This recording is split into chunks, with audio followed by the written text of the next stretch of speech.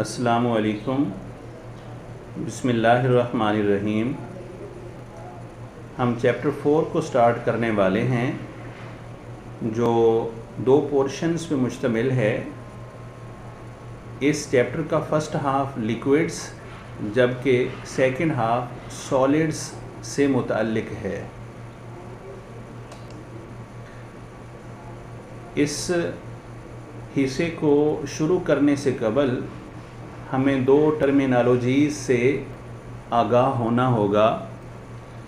एक है intra molecular forces, जबकि दूसरी टर्म इंटर मॉलिक्यूलर फोर्सेस के नाम से जानी जाती है। First, the forces which hold the atoms together in a molecule. ऐसी क़ुव्वतें जो मॉलिक्यूल के अंदर एटम्स को बाहम बांध के रखती हैं, जोड़ के रखती हैं, इंट्रा मॉलिक्यूलर फोर्सेस कहलाती हैं। जैसे वाटर का मॉलिक्यूल H2O है, इसमें एक ऑक्सीजन और 2 हाइड्रोजन को जिस फोर्स ने आपस में जोड़ के रखा हुआ है, वो इंट्रा मॉलिक्यूलर फोर्स कहलाएगी।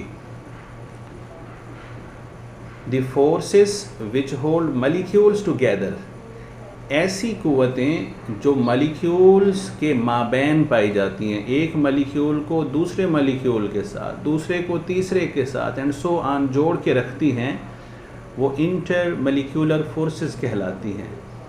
मसलन वाटर के एक मॉलिक्यूल और इसी के दूसरे मॉलिक्यूल के दरमियान जो कशिश की क़ुव्वत पाई जाती है, वो इंटर मॉलिक्यूलर फोर्स कहलाएगी। इंट्रा मॉलिक्यूलर फोर्सेस स्ट्रांगर होती हैं इंटर से, जबकि intermolecular forces intramolecular forces से वीक होती हैं। Do not affect thermodynamic properties.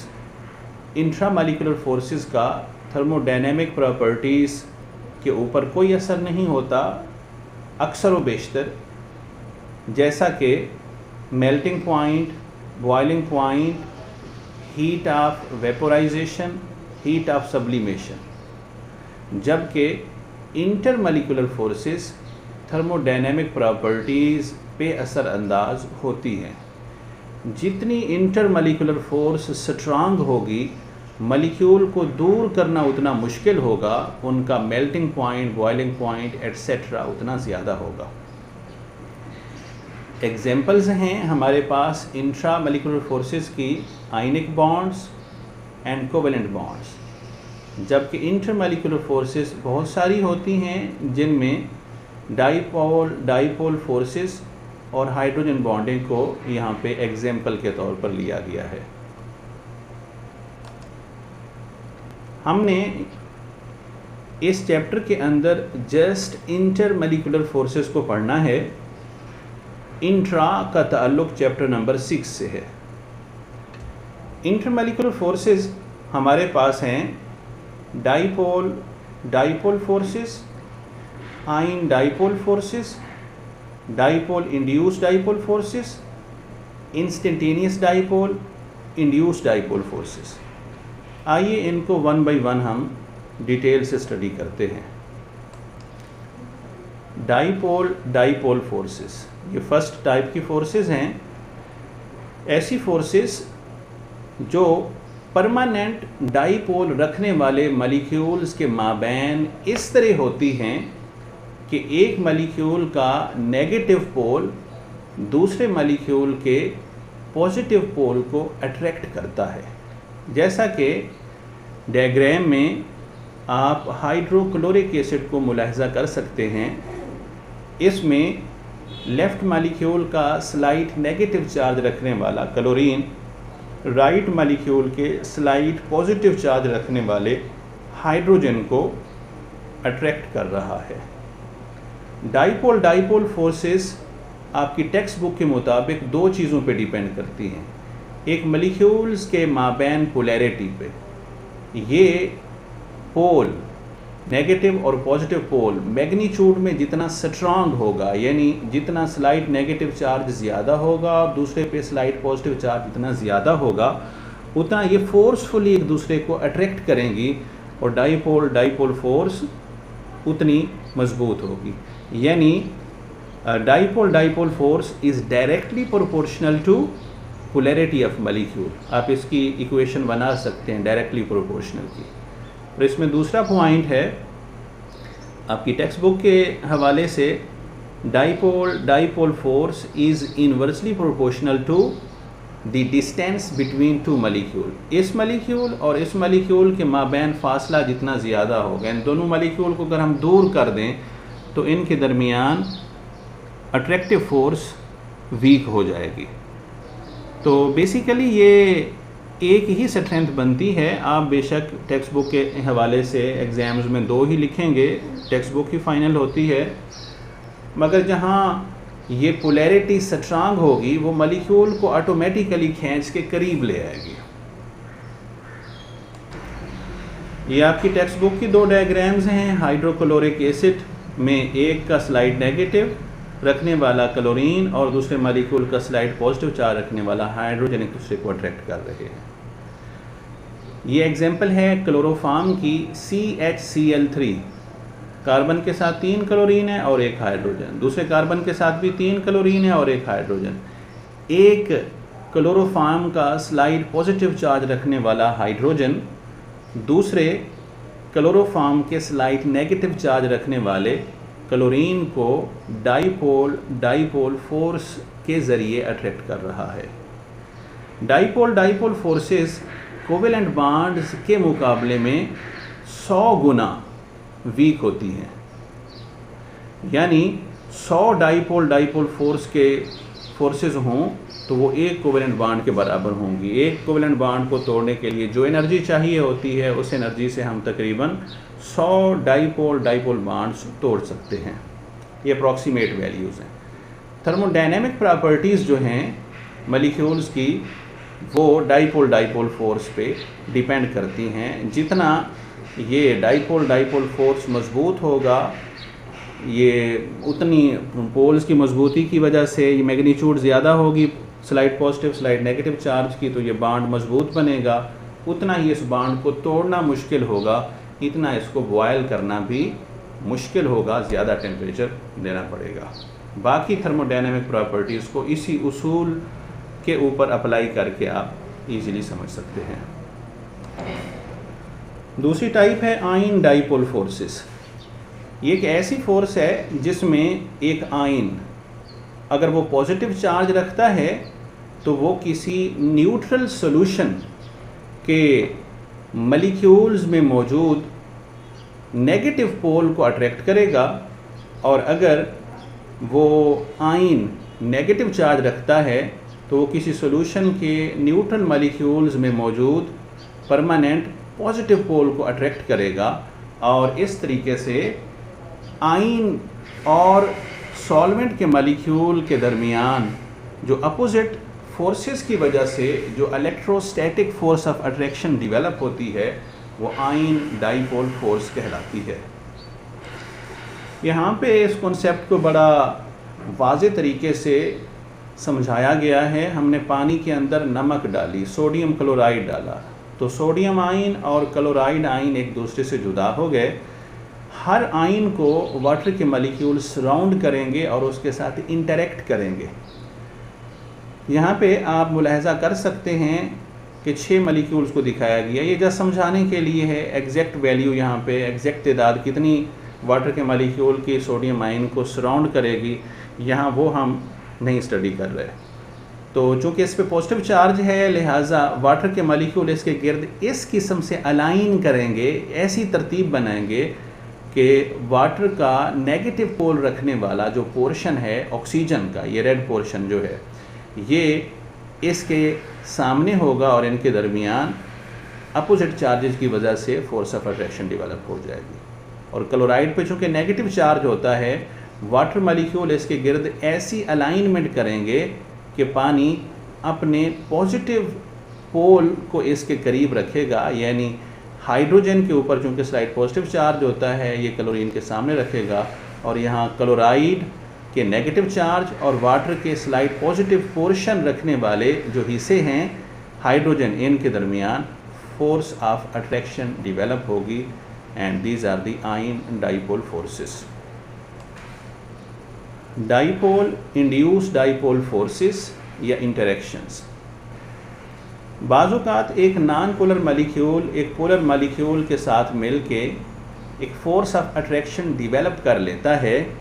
ऐसी फोर्स ऑफ अट्रैक्शन को हम डाइपोल इंड्यूस डाइपोल फोर्स का नाम देते हैं, क्योंकि जो पोलर मॉलिक्यूल है उसके अंदर, ये वाटर पोलर मॉलिक्यूल है, इसके अंदर परमानेंट पोल मौजूद होता है, slight negative and slight positive charges.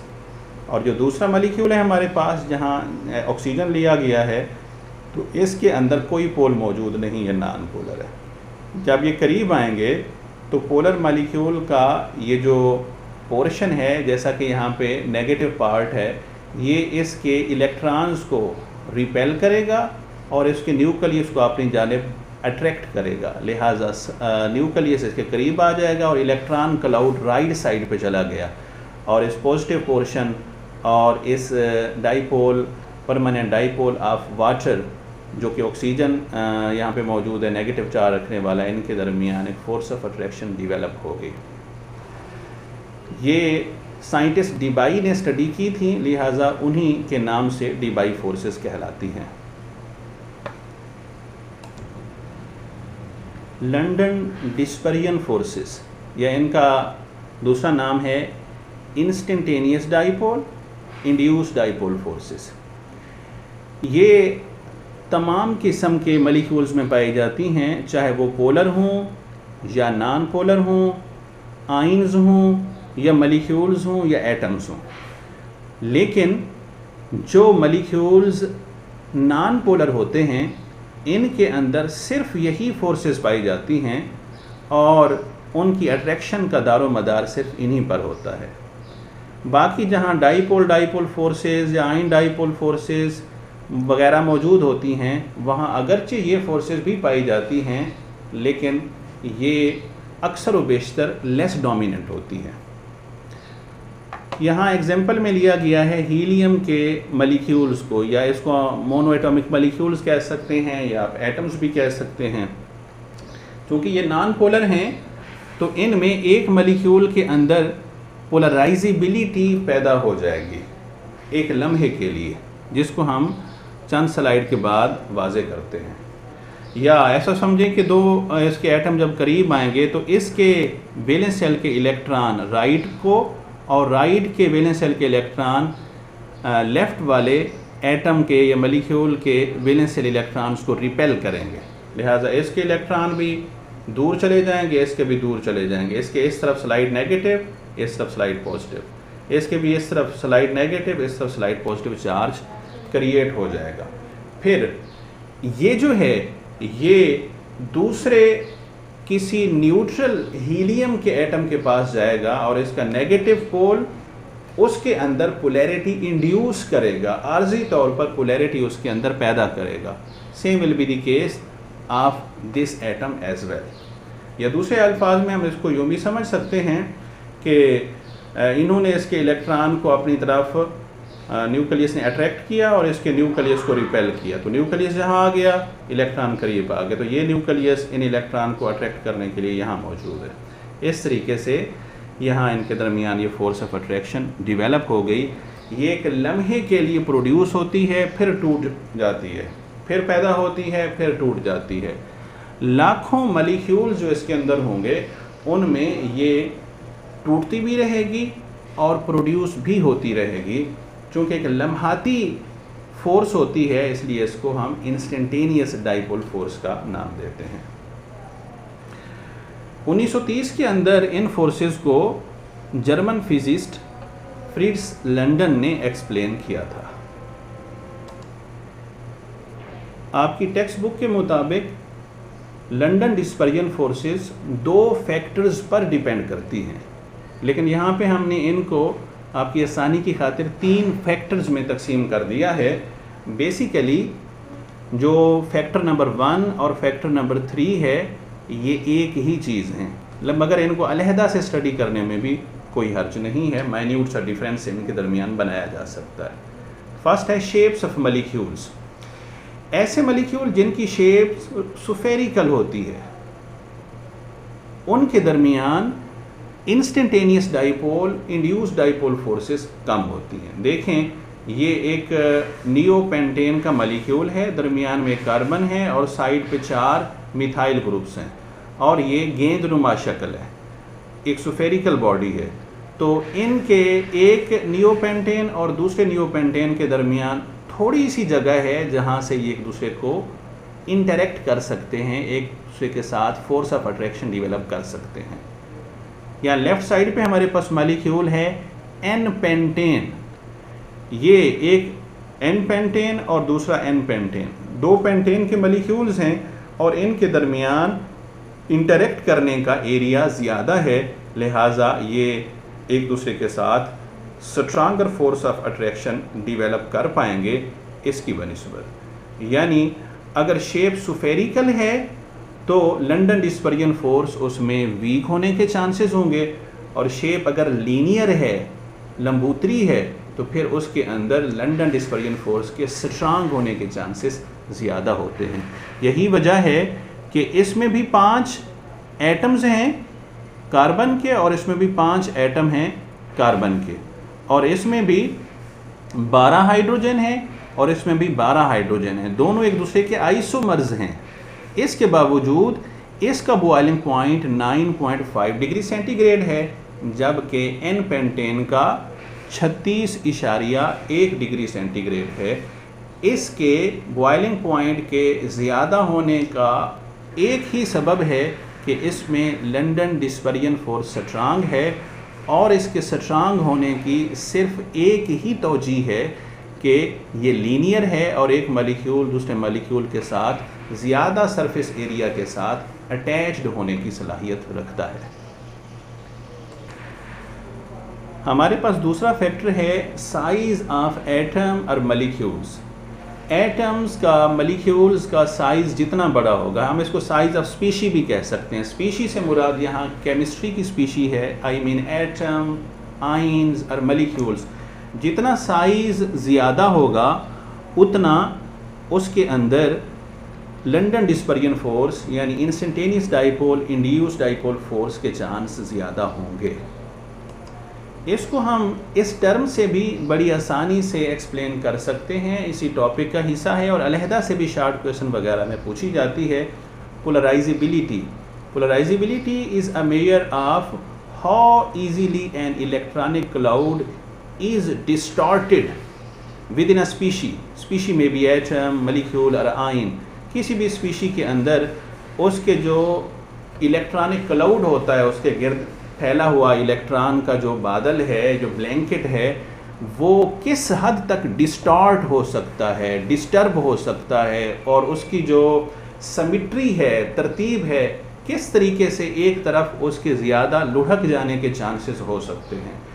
तो जितना स्पीशी का साइज़ ज़्यादा होगा, पोलराइजेबिलिटी उतनी ज़्यादा होगी। एक न्यूट्रल मॉलिक्यूल है, सेंटर में इसके न्यूक्लियस था और इलेक्ट्रॉन इसके गिर्द बराबर बराबर बिखरे हुए थे साइड्स पे, तो इसको हम कहते हैं सिमेट्रिकल। लेकिन जब इसको कैपेसिटर में रखा तो कैपेसिटर की पॉजिटिव प्लेट इसके इलेक्ट्रॉन्स को और नेगेटिव प्लेट इसके न्यूक्लियस को अपनी तरफ खींचती है।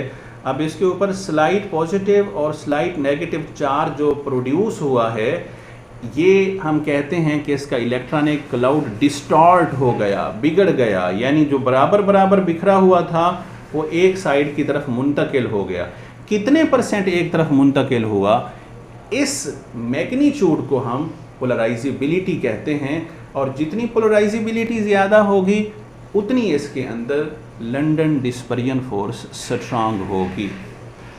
तो दूसरी चीज़ ये है कि ये मॉलिक्यूल जितना बड़ा होगा तो न्यूक्लियस उसके सेंटर में और उसके वैलेंस शेल उतने दूर होते जाएंगे, तो वैलेंस शेल्स के इलेक्ट्रॉन्स का एक तरफ मुंतकिल हो जाने के चांस उतने ज़्यादा होंगे और स्लाइट नेगेटिव और स्लाइट पॉजिटिव चार्ज प्रोड्यूस होने के चांस ज़्यादा होंगे। Hence we can say that larger the size of species, greater will be the value of polarizability, and hence greater or stronger will be the instantaneous dipole, induce dipole force.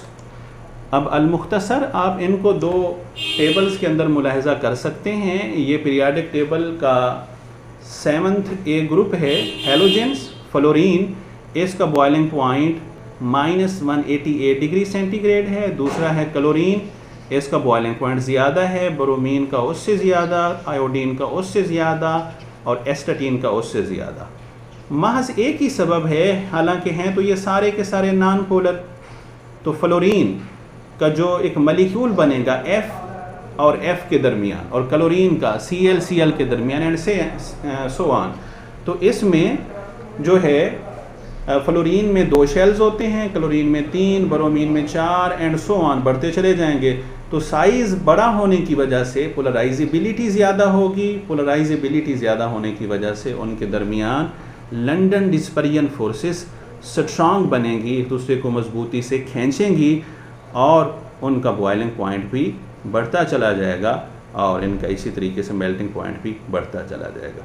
ये हमारे पास noble gases हैं, इनका भी same criteria है, बिल्कुल top to bottom size बढ़ रहा है, जिसके बायस इनकी जो थर्मोडायनेमिक प्रॉपर्टीज़ हैं, मेल्टिंग पॉइंट्स, बॉइलिंग पॉइंट्स वगैरह, स्पेशली बॉइलिंग पॉइंट, ये इंक्रीज़ कर रही है।